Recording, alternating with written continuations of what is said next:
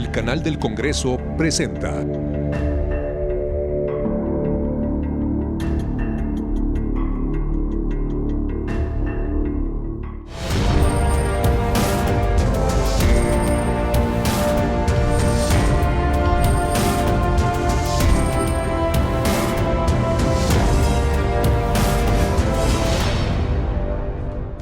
Hola, ¿qué tal? Soy Paulina Usigli y les doy la bienvenida a Cámara Alta.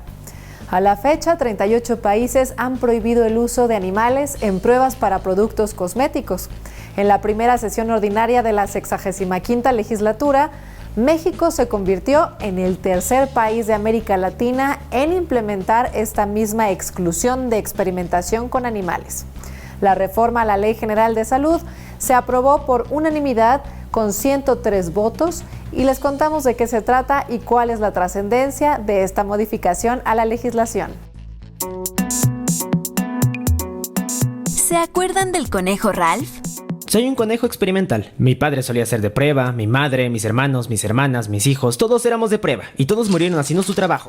Ralph es el protagonista de un cortometraje animado sobre experimentación animal que se volvió viral al narrar las pruebas de laboratorio a las que era sometido.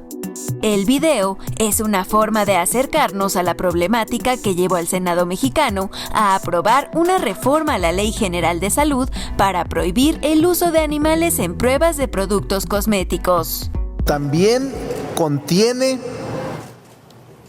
que en el etiquetado los artículos que se produzcan y se fabriquen con el uso de animales se prohíban y puedan ser asegurados por la autoridad. Además de la prohibición de importar, la reforma también contempla multas económicas y sanciones que van de 2 a 7 años de prisión. Una de las organizaciones civiles defensoras de animales involucradas en la aprobación de esta iniciativa explica los usos de estos seres en laboratorios. Bueno, pues tenemos 3 áreas principales donde se usan animales en laboratorios: en el área cosmética, en el área médica y en el área educativa. Hay una historia muy larga de la prohibición de la experimentación cosmética en el mundo. El primer país fue Gran Bretaña a finales de los 90, o sea, estamos ya más de 10 años rezagados en estas legislaciones. Para cosméticos, la prueba Draize está entre lo más común y cruel. Es una prueba muy antigua, súper criticada. Se usa para probar irritación dérmica, o sea, en la piel u ocular. Se les rasura la cabecita, se les mantiene siempre como en una caja muy apretadilla para que el animal no se rasque y pues se ponen diferentes concentraciones del químico que se está probando y bueno, pues ahí se ve, ¿no? Si se irritó, si le salió una llaga, si le sangró. En el caso de que sí haya habido efectos secundarios que son visibles, pues el animal se mata y ya. Y si no hubo efectos secundarios visibles, se le deja descansar un tiempo y se vuelve a utilizar el mismo animal para otra prueba.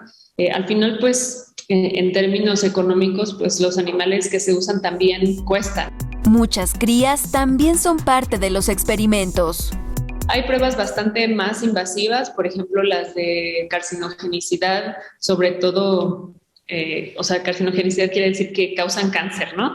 Pero no solo al animal, sino también a sus fetos. Entonces hay algunos en los que a ratas, porque están preñadas, se les obliga a consumir cierto químico y cuando nacen los fetos se mata tanto a la rata como, bueno, más bien nacen las crías, se mata a la rata y a las crías y se revisa si ese químico se pasó a las crías o no.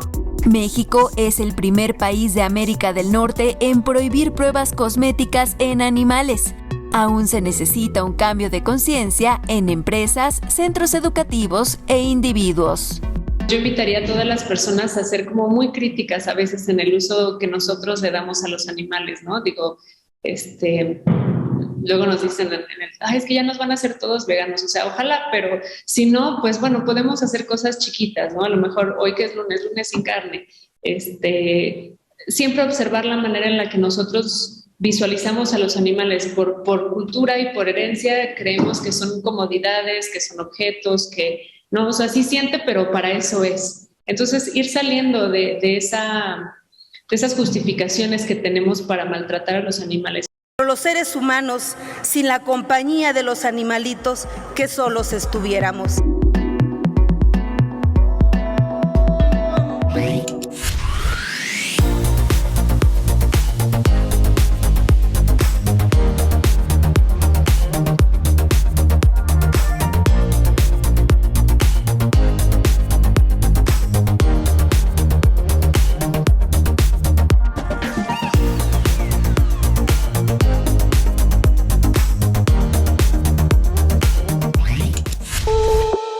significa para los laboratorios la prohibición de usar animales en pruebas cosméticas. Para México, con esta nueva reforma que se acaba de aprobar, pues significa que los laboratorios que antes estaban testeando en animales ahora tienen que migrar a evaluaciones sin animales, o que van a desarrollarse en nuevos laboratorios, porque además nos están orillando a desarrollar más ciencia y más tecnología. Entonces, ¿cómo es un laboratorio que no usa animales para hacer pruebas? Hola, mi nombre es Itlali y yo trabajo en el Laboratorio de Investigación Alternativa, o bien LIAL. Y lo que hacemos en LIAL es realizar pruebas para cosméticos y productos de cuidado personal sin crueldad animal. Y lo hacemos a través de tejidos tridimensionales que están hechos a partir de células humanas, por lo que se reemplaza por completo el uso de los animales. Aquí no hay crueldad, aquí no hay sufrimiento animal.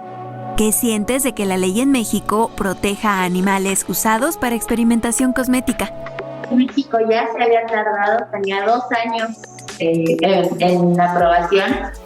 Esto es muy bueno para todos, principalmente para los animales.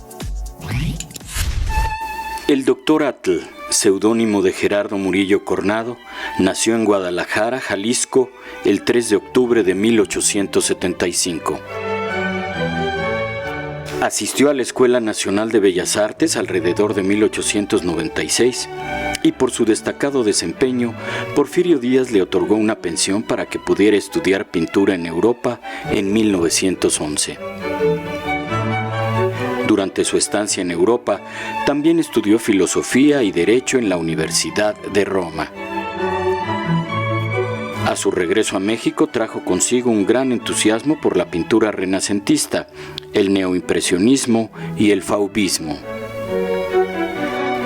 En 1910, tras los festejos del centenario de la Independencia, organizó una exposición para la revista Savia Moderna, la cual patrocinaba a los jóvenes más brillantes del momento, Francisco de la Torre, Diego Rivera y Ponce de León. Con el tiempo, se convirtió en un hombre polifacético en busca de su propia personalidad a través de multitud de artes expresivas y oficios. Fue pintor y escritor, pero también filósofo, explorador, geólogo y vulcanólogo. Su obra alcanzó estabilidad a partir de la década de los años 30, cuando se dedicó a pintar retratos y paisajes. Dr. Atl, como se hacía llamar, se interesó por la vulcanología a partir de 1920. Escaló con mucha frecuencia el Popocatépetl y el Ixtlaxíhuatl. Gracias a su interés, tuvo la oportunidad de ser testigo del nacimiento del Paricutín en 1943. De esta experiencia elaboró apuntes y pinturas que expuso en el Palacio de Bellas Artes para después reunirlos y editar el libro Cómo nace y crece un volcán, el Paricutín, en 1950. Su afición a los volcanes la unió a su pasión por la pintura y con este propósito desarrolló los Atl Color. En vida, Gerardo Murillo donó la mayoría de su obra plástica al Instituto Nacional de Bellas Artes y por toda su trayectoria y trabajo recibió la medalla Belisario Domínguez en 1956 y el Premio Nacional de Artes en 1958. Según estudios de la Organización Mundial de la Salud, las personas que enfrentan problemas de adicción y salud mental sufren de discriminación por parte del propio personal de salud, pues la mayoría considera que los pacientes son difíciles o problemáticos, cuando en realidad solo entre el 10 y el 20% de ellos lo son. Al respecto, la Cámara Alta aprobó una minuta para darle un carácter prioritario a la atención de la salud mental y la prevención de las adicciones, y con ello garantizar que el Estado brinde acceso universal e igualitario a estos padecimientos. La salud mental es el estado de equilibrio que debe existir entre las personas y el entorno sociocultural que los rodea, incluye el bienestar emocional, psíquico y social e influye en cómo piensa, siente, actúa y reacciona una persona ante momentos de estrés. Es por eso que el Senado de la República recibió de la Cámara de Diputados una minuta que ya fue aprobada, para que la salud mental y la prevención de las adicciones sea considerada como prioritaria dentro de las políticas de salud. Con la reforma se busca que el Estado garantice el acceso universal, igualitario y equitativo en la atención de estos padecimientos. En materia de salud mental y adicciones es un tema que nos está ocupando y lo tenemos en este momento. El que se tenga la atención desde el primer nivel, eso es algo fundamental, así como la capacitación que tienen que tener los médicos y el personal de salud del Sistema Nacional de Salud. Creo que es un avance muy importante para nuestro país, para las políticas públicas del sector salud. Las instituciones públicas del Sistema Nacional de Salud deberán implementar medidas para la erradicación de estigmas y estereotipos en la sociedad y personal médico, con el fin de disminuir todo tipo de discriminación hacia quienes se enfrentan a algún trastorno mental o al consumo de sustancias psicoactivas. De acuerdo con la minuta, la Secretaría de Salud y las instituciones públicas locales del ramo fomentarán el desarrollo de actividades educativas, socioculturales y recreativas que contribuyan a la salud mental. Sabemos que ha sido una minuta de una ley que ha sido ampliamente discutida, que se le ha dedicado bastantes horas de trabajo, en trabajo interno dentro de la Comisión de Salud y también en forma conjunta en reuniones con el área correspondiente de la Secretaría de Salud, y yo soy del acuerdo de que vamos a encontrar siempre una situación de oportunidad de mejorarla y estaremos atentos de esa reserva para tenerla en la plenaria. Además, las reformas prevén el diseño de programas de capacitación para profesionales, profesorado y autoridades educativas.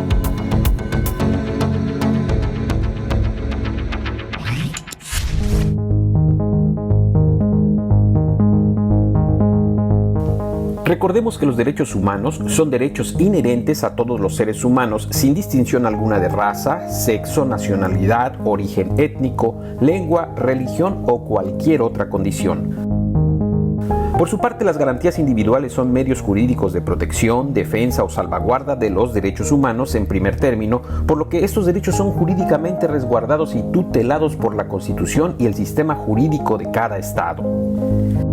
La Comisión Nacional de Derechos Humanos establece que la igualdad ante la ley significa que todas las personas gozarán de los derechos humanos reconocidos en la Constitución, en los tratados internacionales de los que el Estado mexicano sea parte y en las leyes que de ellos deriven. Razón por la cual ninguna persona puede ser juzgada por leyes o tribunales creadas especialmente para su caso.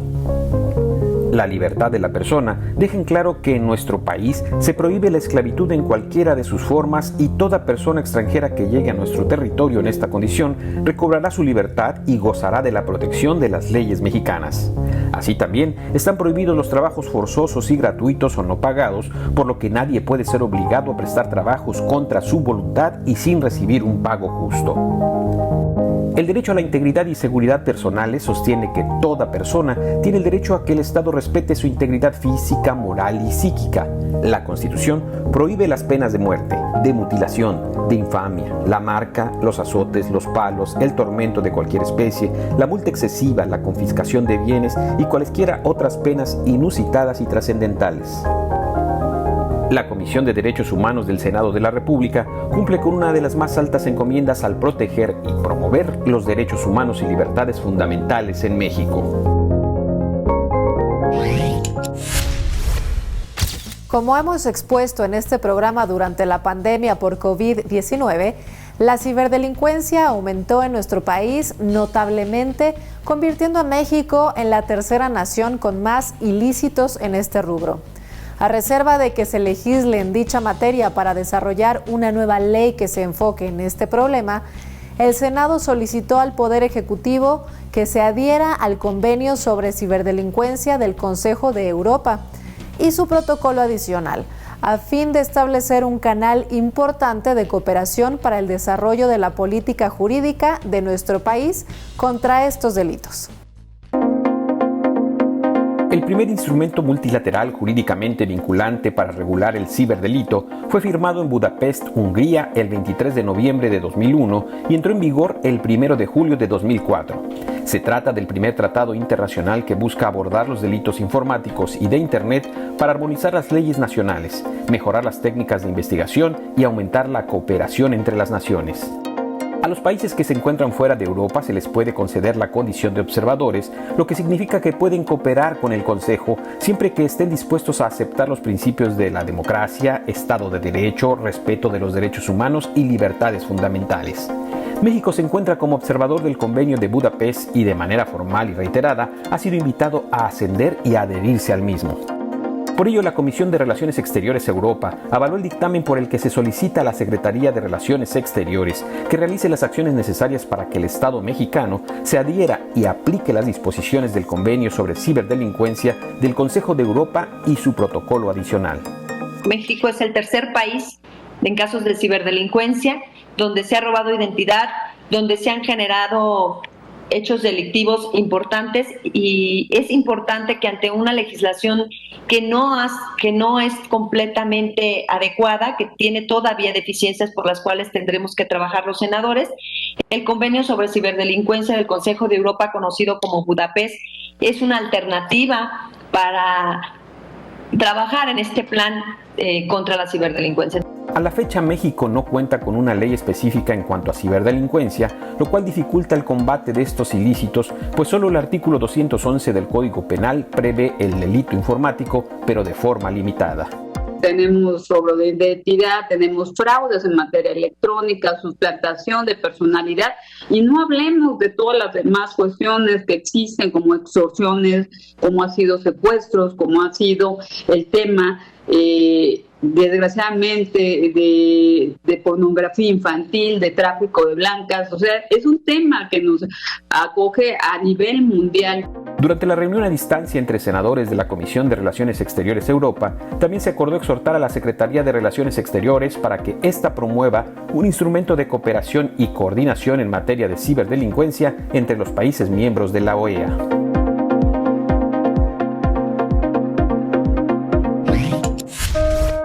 Para la Organización de las Naciones Unidas, la democracia es tanto un proceso como un objetivo, y solo con la participación y el apoyo plenos de la comunidad internacional, los gobiernos, la sociedad civil y las personas, el ideal de la democracia puede convertirse en una realidad para que todos puedan disfrutarla en todas partes. Son elementos esenciales de la democracia los valores de la libertad, el respeto de los derechos humanos y la celebración de elecciones periódicas por sufragio universal.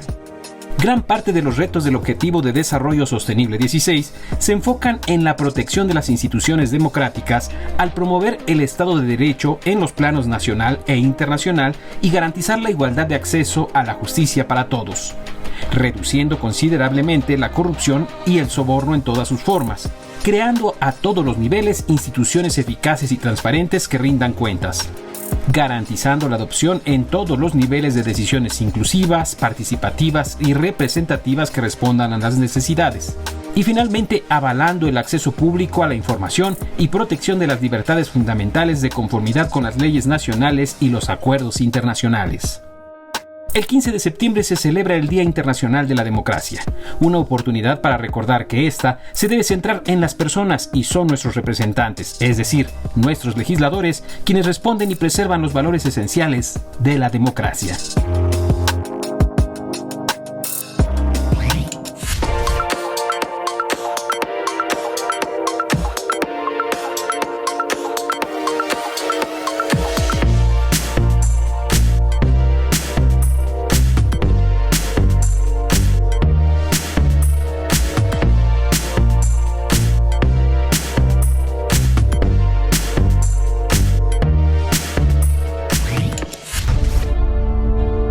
En 1846, México libraba una guerra contra los Estados Unidos de Norteamérica.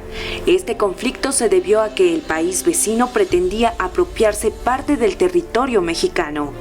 La situación política de México transcurría entre pronunciamientos, revueltas y golpes de Estado, una época en la que México se encontraba en construcción como nación y en la cual existía una gran desunión.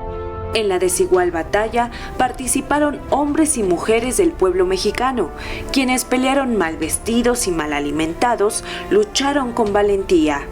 La población mexicana actuó con gran convicción, pero sin posibilidades de éxito. A la disputa armada contra los estadounidenses se unió un grupo de soldados originarios de Irlanda y Alemania, quienes decidieron luchar junto con los mexicanos contra la invasión estadounidense. Los soldados extranjeros decidieron unirse al lado de México, al sentir empatía por los mexicanos, quienes eran humillados por los soldados estadounidenses por su religión y raza. Esta unidad militar es conocida como el Batallón de San Patricio, la cual tuvo su primer combate el 21 de septiembre de 1846 en la Batalla de Monterrey. A ella se presentaron con una bandera verde que tenía la frase Erin Go Bragg, Irlanda por siempre, con la cual se abrieron camino en sus combates.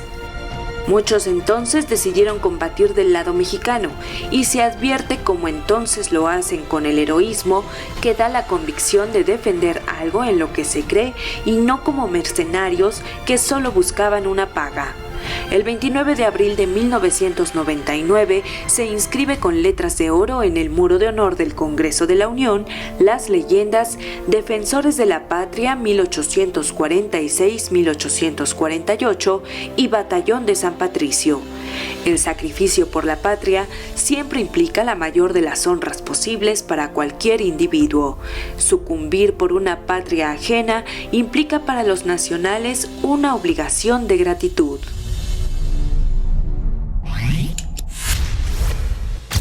A mediados del siglo XVII se extendió un rumor respecto a que el chocolate era perjudicial para la salvación de las almas. Se decía que el chocolate era una tentación del diablo para predisponer mejor las almas a otras tentaciones y se recomendó abstenerse de su consumo para no pecar a menos que se tuvieran más de 60 años.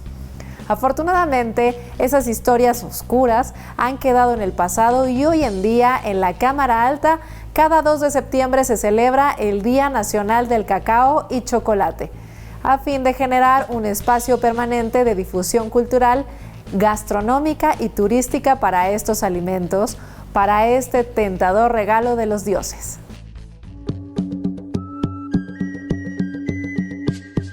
El cacao es un fruto prodigioso considerado un alimento ancestral, y el chocolate, ya sea dulce, amargo, oscuro o blanco, en cada bocado va endulzando el paladar y enamorando el alma.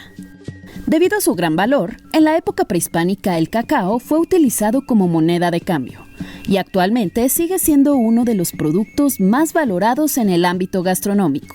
Por ello, el 2 de septiembre de cada año se celebra el Día Nacional del Cacao y el Chocolate para promover el consumo y fomentar su producción. México ocupa el 13º lugar de producción mundial de cacao con 30,000 toneladas. Sin embargo, se necesitan cerca de 120,000 toneladas para cubrir la demanda nacional. Esto significa que el 60% del cacao que se consume en México es importado. Tabasco y Chiapas son los principales estados en donde se cultiva, y es una actividad en la que participan aproximadamente 40,000 familias. Con la celebración del Día Nacional del Cacao y el Chocolate, los organizadores de este evento buscamos posicionar al cacao, el chocolate y sus derivados por su riqueza gastronómica, cultural, y porque puede ser un mecanismo de recuperación económica que genera empleos y reactiva la vida de los pueblos y de los pequeños productores. A pesar de que en México el consumo de cacao tiene una larga historia, actualmente solo se consumen 750 gramos per cápita al año. Esta cantidad es muy baja en comparación con países como Suiza, donde la ingesta alcanza los 12 kilogramos anuales. Además de resaltar la relevancia de este producto, con el Día Nacional del Cacao y el Chocolate se busca impulsar las buenas prácticas de manufactura y una política integral de respaldo a los cacauteros mexicanos. Una política que cuide de la cadena productiva del cacao y del chocolate, respalde la renovación de plantaciones, esté atento a los procesos de protección del ecosistema en torno a los cultivos del cacao, impulse la integración de la cadena para que los productores participen de los beneficios de la transformación y respalde a la industria chocolatera mexicana. En un esfuerzo conjunto para rescatar el legado del cacao, desde la Cámara Alta se impulsan políticas para aumentar la oferta nacional, mejorar su calidad, incentivar la promoción de marcas de origen, integrar a los pequeños productores en la cadena y conquistar a nuevos mercados internacionales. Los mayores desafíos a los que se enfrenta la industria chocolatera.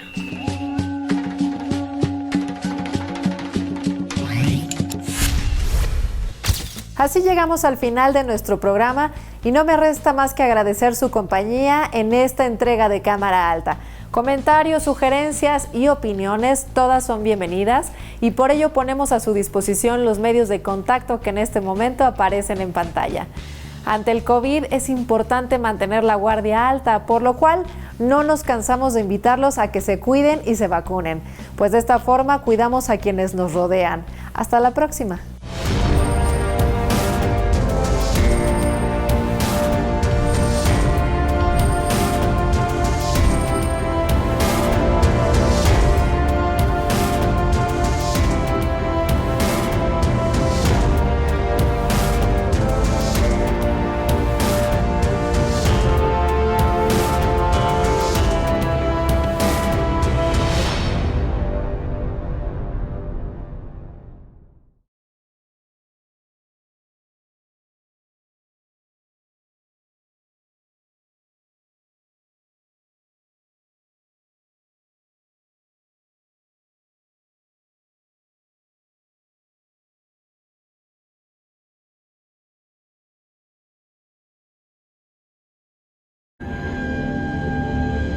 El canal del Congreso presentó